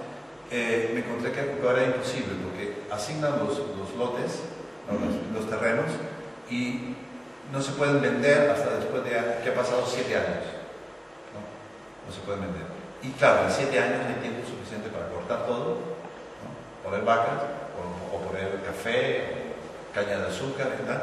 Y de modo que no se podía, ¿no? Y si vais a Acre, actualmente está devastado completamente. En un área de como mínimo 100 kilómetros a la redonda no hay nada. está todo, ¿no?, destruido. Y el aire en Acre, cuando llegué a Río Branco, no se podía ni respirar. Y leí que el aire en pleno Amazonas, algo así como 10 veces más contaminación que en San Pablo. Porque las quemadas, llaman las quemadas. Y pues eso, el proceso de deforestación es increíble. Aunque ha bajado un poco, pero de todas maneras, exagerado. Esos son 1000 kilómetros, son kilómetros cuadrados, ¿no?, que es terrible lo que está sucediendo. Es la economía del suicidio, ¿no? Porque, en fin, alrededor del 20% en los últimos 50 años. Y las sequías, ¿no? Hace unos años, 3 o 4 años, hubo una sequía terrible en la Amazonía, en Amazonas, y aquí tenemos el río Amazonas, ¿no?, y un barco, en lugares donde había 12, 14 metros de profundidad, llegó a tener 25 centímetros de agua, ¿no? Y biólogos dicen que si tenemos sequías de este tipo varios años seguidos, de nuevo vamos a pasar por otra etapa, ¿no?, en que las selvas van a desaparecer. Bueno, la última parte de la charla es mostrar la diversidad cultural que hay también en la Amazonía. Cada color de estos representa familias lingüísticas, no lenguas, sino familias lingüísticas, ¿no? Pensemos que en Europa tenemos, pues, lenguas indoeuropeas, el vasco, el húngaro, el finés, el estoniano, y ya está, ¿no? Aquí cada una de estas colores representa familias lingüísticas que tienen 70, 80, 100 lenguas diferentes. De modo que la región amazónica es una de las menos conocidas, no tuve tiempo de conocer esto, ¿no? Es posiblemente una de las menos conocidas y una de las regiones lingüísticamente más complejas, ¿no? En ella hay 300 lenguas diferentes que pertenecen a 20 familias lingüísticas, más una docena de aislados o lenguas aisladas, ¿no? Muy poco documentadas y muchas de ellas, la mayoría, en peligro de extinción. Y pues imaginar cómo sería, ¿no?, esa América precolombina, ¿no? Aquí tengo algunos ejemplos, ¿no?, de lo que se ha hecho, ¿no?, los naturalistas que han llegado allí han pintado, ¿no? Pero ¿qué es lo que habría en la Amazonía, ¿no? Aquí tenemos una fotografía de indios modernos que hay, ¿no? Pero tuvo que ser, ¿no?, una región de una diversidad extraordinaria, ¿no? De arte primario, imaginaos lo que habría de mitos, de cantos,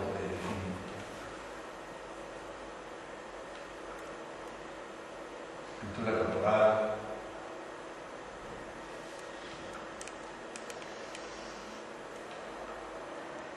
Esto, podéis imaginaros, esto en movimiento, ¿no? Las chicas están bailando, y la pintura se piensa, ¿no?, como pintura en movimiento, claro. En fin. Bueno, y lo último, no sé si se ve muy bien, unas diapositivas de un chipriota, un fotógrafo chipriota que conocí en Iquitos, Dimitri Efthíbulos. Un día este fotógrafo tenía una moto vieja, pero era la moto de los antropólogos, todos antropólogos con poco dinero llegábamos y Dimitri era el que nos llevaba de un sitio a otro, ¿no? Pues yo llegué a Iquitos y fui a buscar a Dimitri y a contarle, bueno, vamos a ir a tal sitio y tal, y me mostró esta foto. Esta foto es una foto de la selva y el reflejo en el agua, pero puesta así, 90 grados, ¿no? O sea, es la selva reflejada. Y me dijo, mira, aquí estamos los espíritus de la selva. Gracias, si no tuviéramos esa luz, se vería mucho mejor. Se ve bien. Y le organicé, la primera exposición se la organicé en Bogotá, luego en Pasto, en Colombia, y luego en Leticia. Y ahí en Leticia fue un grupito de indígenas huitotos, y el viejo, el taita o el huraca, ¿no?, dice, la primera vez que los blancos hacen algo interesante.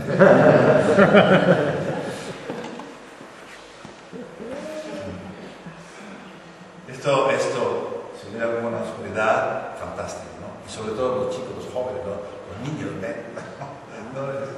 rocha, pero multiplicado, ¿no?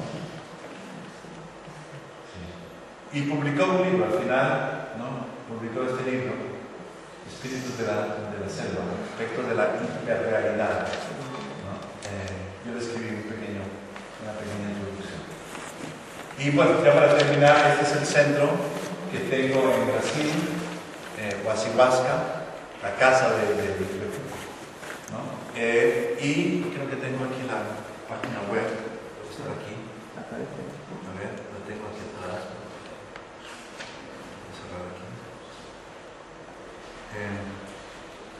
Aquí está. ¿No? Organizo cada año seminarios en los meses de julio y agosto, estos son los de este año, en donde pues invito a personalidades, ¿no? El primero va a estar Manuel Torres, el especialista en la cultura del Tiwanaku, con su esposa que es pintora, y una danesa que es especialista en respiración holotrópica y psicóloga indiana.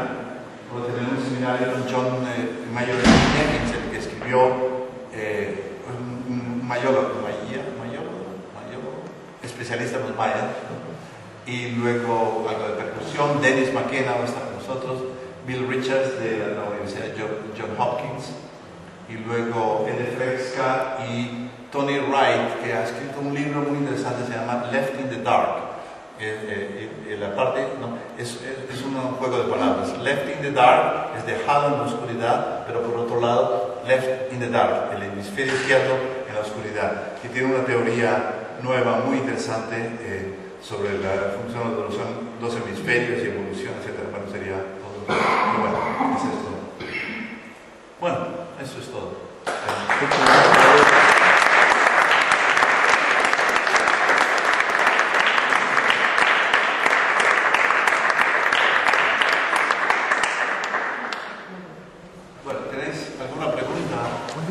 Atrás el de las fotos de la jungla. ¿Cuál? El de las fotos de los espíritus, es el que para apuntar. Es impresionante, ¿eh? Sí.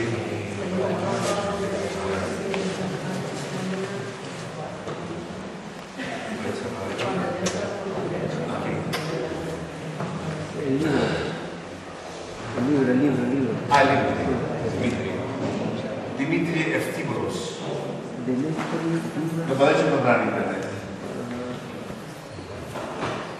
Una pregunta, Sí. sería antes de la reformación de la locura que no hay voces. Hay voces y ha habido voces durante años, tantas publicaciones, pero es el dinero, ¿no? Brasil es el primer exportador del mundo de beef, de carne. Y ¿no? Entonces la esperanza la tenemos que tener en el 2002 del mundo. Pues no sé, la cosa estaba bastante mal, ¿no? No, yo tengo la esperanza de sí, bueno, cambio de conciencia, pero es que el problema es que hay tan poca educación, ¿no? Entonces la región amazónica es de un nivel muy bajo, ¿no? Y luego, pues los políticos son los que controlan, ¿no? Son los que tienen las grandes haciendas de ganado y todo eso. Además, sabemos, Chico Méndez, los asesinatos, ¿no? Es muy difícil, cualquiera que se ponga realmente activamente a hacer algo, ¿no? Lo mata. El cebil, ¿cómo se tomaba con algo añadido? Sí, el cebil, por lo visto, le añadían alguna sustancia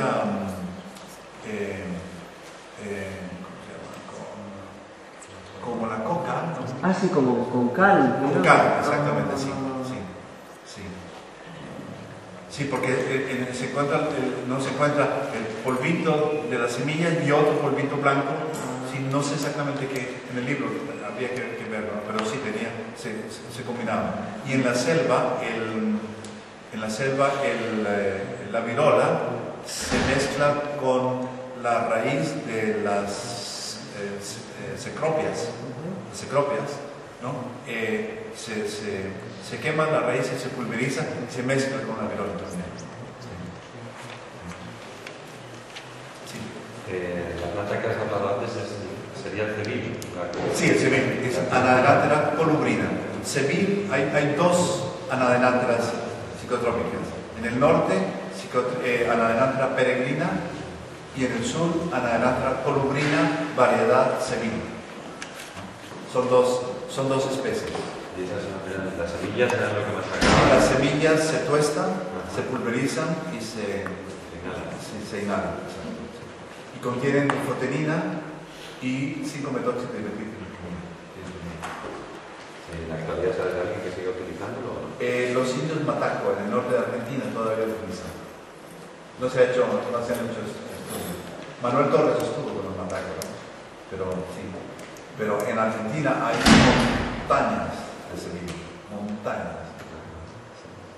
¿Y tienes idea personalmente de cómo pueda ser una dosis?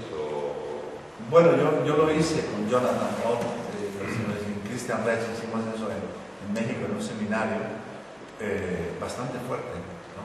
Bueno, una línea, ¿no? Y muy interesante que la iconografía que se ve muy parecida a la antigua Nacra, ¿no? O sea, da uno cuenta de que realmente, ¿no? Que esa iconografía está relacionada con la experiencia. Pero solamente fue una experiencia nada más, no probada.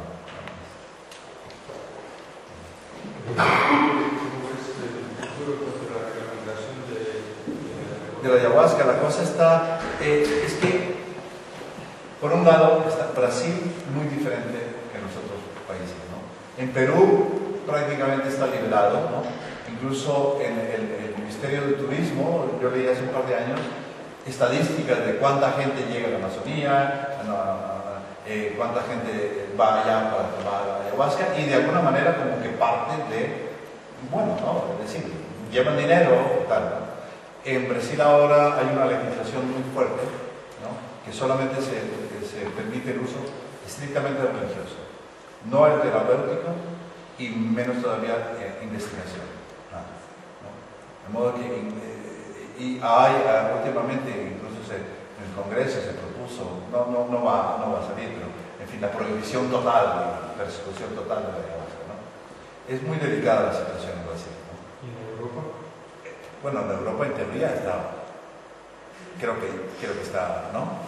Bueno, no está claro. Hay un documento de la ONU que dice Sí, que las que la plantas planta no están incluidas dentro de esta lista 1 de sustancias prohibidas. Sí, pero de hecho en Alemania creo que es ilegal, en Francia sé que es ilegal, ¿no? Porque tiene dimetiltriptomina, ¿no? Pero que es algo, ¿no? Es neocolonialismo, porque los americanos fueron los que pusieron la dimetiltriptomina en el 73 o 75 como, ¿no? Ilegal, y luego los europeos han todos seguidos y el mundo entero ha seguido detrás. Tenemos que liberarnos de este neocolonialismo y decir, bueno, eso es cosa de ustedes, ¿no? Pero es tan difícil, ¿no? Estamos en esa dependencia, ¿no? De Estados Unidos. ¿Qué se utiliza? ¿Perdón? ¿Qué se utiliza? La utilizan grupos religiosos. Sí, exacto. Aquí creo que está permitido, ¿no? Para el Santo Daime, me parece, ¿no? Está tolerado. Está tolerado, ¿no? Para grupos religiosos, pero nada más, ¿no? Sí. Disculpa, ¿fuiste tú el que motivaste a Pablo Amaringo a que pintara sus visiones? Sí. A mí, inspirado en Raisin Dolmatov, porque Raisin Dolmatov llevó pinturas a los indios, pintaron, ¿no? Entonces, a mí me quedó eso, ¿no? Y luego cuando Pablo me dijo que tenía memoria, que podía recordar todo, dije, ¿no? Entonces fue fantástico porque de repente me hizo su primera visión, lo tengo ahí, ¿no? Su primera visión, luego volví a Helsinki, tomé fotocopia, le dije, Pablo, ¿qué es esto? ¿Qué es esto? ¿Qué es esto? Me vino la descripción, entonces dije, bueno, eso es una mina de oro, ¿no? Porque empecé, bueno, ¿qué es esto? Y me hizo otra pintura para explicarme esto, y de esa manera fue surgiendo, ¿no? Y lo que surgió fue darnos cuenta de la cosmología mestiza amazónica, mucho más rica de lo que pensábamos. Nadie se imaginaba, ¿no? Que detrás hubiera esos partidos voladores y edificios increíbles y todo eso, y eso lo tiene la gente. Cuando empecé a sacar fotocopias de los libros, tú tienes el libro aquí, ¿no? Lo vi. Estaba aquí, ¿eh? Ajá. Cuando empecé a hacer fotocopias de esas pinturas y las llevé a Perú, inmediatamente la gente decía, esto es ayahuasca. Lo reconocían inmediatamente. Y luego cuando se publicó el libro, varios antropólogos lo llevaron a las tribus. Y bueno, gran éxito, ¿no? Porque lo mostraron inmediatamente, la gente se empezaba a hablar, lo reconoce, es decir, de modo que hay algo común, ¿no? Hay algo ahí. Pero sabes que Pablo, Pablo fundó una escuela. Sí, la fundamos. ¿La fundaste? Sí, sí. Sí, sí, claro. Porque yo fui a la escuela, estuve ahí con él, estuve hablando con algunos de los alumnos. Sí, sí, sí. Y las imágenes que nos has mostrado son de alumnos de esa escuela. Alumnos, sí, sí. La escuela fundamos el 15 de junio de 1988, con una botella de vino chileno, sin tener nada, no tenemos absolutamente nada, ¿no? Yo trabajé hasta que me retiré creo que fue el 94, no recuerdo qué año, porque fue cada vez más problemático, ¿no? Porque, muy bien, cuando no se tiene nada, lo que viene es fantástico, ¿no? Pero luego se creó una máquina de 300 personas pidiendo dinero, ¿no? Todo el mundo, ¿no? Esperando que yo llegara para no sé qué, y bueno, y luego es la mafia de los museos, la mafia de las galerías, la mafia de todo, ¿no? ¿no? Al final me retiré. El proyecto cayó, pero luego tuvo épocas, ¿no? Porque llegaba otro que quería ayudar y llegaba dinero y parecía que subía y otra vez bajaba, y bueno, muy problemático, muy interesante, pero muy problemático. ¿En qué año estuviste tú? Hace 5 años. 5 años. Ya, ya. ¿Y estaba funcionando la escuela? ¿Había dos? Estaba funcionando. ¿Sí? ¿Cuántas estaba? eran? Yo conocí a 3 o 4 personas. Por eso. Que estuvieran allí, Ya, ya. chiquitas. Es que nosotros Pero sabía teníamos que se 300 alumnos. Teníamos 5 turnos diarios, ¿no? Era impresionante, ¿no? Sí, sí. Pero en la actualidad sigue funcionando. No, ya Pablo murió y, bueno, su hijo dice que va a seguir la escuela, pero ya falta, no, ya pues ya no es lo mismo, ¿no? Sin Pablo. ¿Existe, hablando de visiones, alguna base o explicación fisiológica a que humanos alejados de una cultura fónica, porque nunca hemos estado, tengamos visiones diferentes a las jaguares, salvajes? Sí, sí, pues eso es, o sea, hay un trabajo de Benny Shannon, no se ha publicado en español, ¿no? No, en español, Antípodas of the Mind. Sí, las antípodas de la mente, ¿no? Que justamente lo que muestra que hay como que hay un mundo, o sea, hay, ¿no? De la ayahuasca, ¿no? Que de alguna manera gente de cualquier cultura hay muchos elementos comunes. Serpientes, casi todo el mundo que bebe ayahuasca ve serpientes, ¿verdad? Es uno de los, ¿no? En fin. Tú dejaste entrever que la posibilidad de, digamos, una especie de guerra bacteriológica de los españoles. Bueno, sí, bueno, lo hubo, de hecho, sin querer, ¿no? Yo creo, ¿no? Lo peor de todo, fíjate, eran los cerdos. Los españoles llevaron los cerdos, claro, y los cerdos fueron no solamente de los indígenas, sino de la fauna local también, ¿no? Son máquinas de enfermedades, ¿no? Hubo, no recuerdo ahora el nombre de una expedición que se hizo en Norteamérica, partiendo de Florida, de una expedición que duró 2 meses, donde había un grupo eran 30 o 40 españoles con 200 cerdos. A los 200 años más tarde, toda esa región no había nada. Estaba prácticamente desierta, habían muerto todos. Sí. Fue una guerra sin quererlo, ¿no? Pero lo hubo, bueno, y no fue solamente en América, ¿no? Porque lo mismo sucedió en Siberia, lo mismo sucedió, ¿no? Es decir, que se abrió la caja de Pandora, ¿no? Porque los europeos, pues debido al contacto de miles de años con los animales, ¿no? Pensemos que, ¿no? Los animales, las vacas, las cabras, ¿no? Los cerdos en China fueron domesticados, ¿no? Aquí hubo convivencia con los animales durante miles de años. Sin embargo, en América ya no había esa convivencia con animales, no había animales domésticos, salvo la llama, ¿no? Era el único animal doméstico. Entonces, muchas de las enfermedades son transmitidas de los animales a los hombres, y los europeos estaban casi inmunes, no completamente, ¿no? Porque hubo las pestes, pero entonces allí no hubo resistencia ninguna. Y todavía hoy, cuando llegan europeos o occidentales a Venezuela, por ejemplo, los indios los llaman epidemias terribles de gripe, que simplemente no las tienen y pues, se mueren. Más tarde hubo, sí, absolutamente consciente guerra bacteriológica, ¿no? Donde se regalaban mantas contaminadas con vihuela, se los regalaban a los indios para que se fueran, no, para que se murieran. Hubo eso, sobre todo en Norteamérica, eso fue, ¿no? Sí.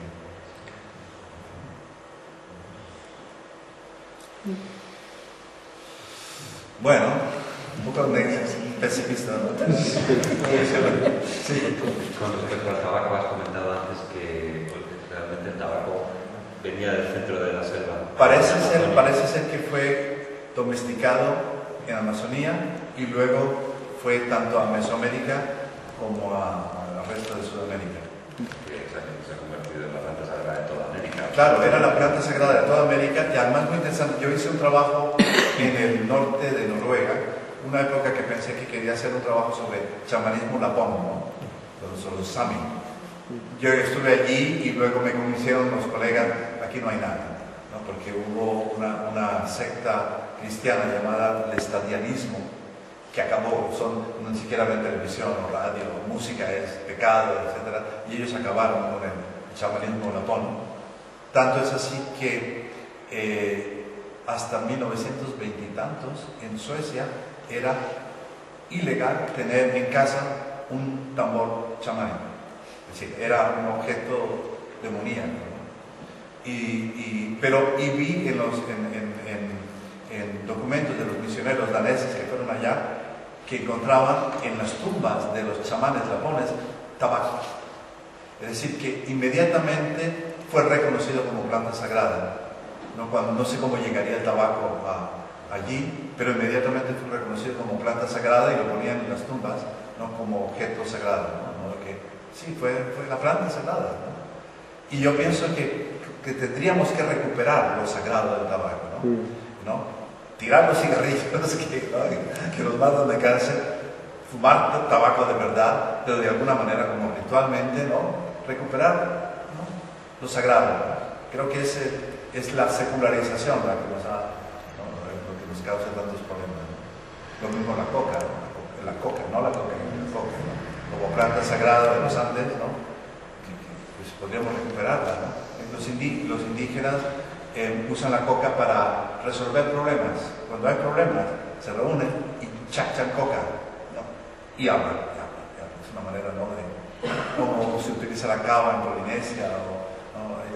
Son plantas sagradas, yo pienso que que tendremos que recuperar el ritual. El tabaco es que realmente es la única común en toda América, ¿no? Exacto, sí. Desde Canadá hasta la Tierra del Fuego, sí. Sin embargo, los efectos del tabaco, no fumados de cigarrillos, directamente los efectos del tabaco son tan espectaculares como otros. Tabaco, nicotiana rústica, tú te fumas un tabaco de verdad allí en Amazonía, un mapacho, pero no. O lo bebes, allí, ¿no? Tú ves un tabaco y digo, O en enema, ¿no? También, también como enema, sí. Pero no demasiado beber. Sí. Bueno, muchas gracias. Muchísimas gracias.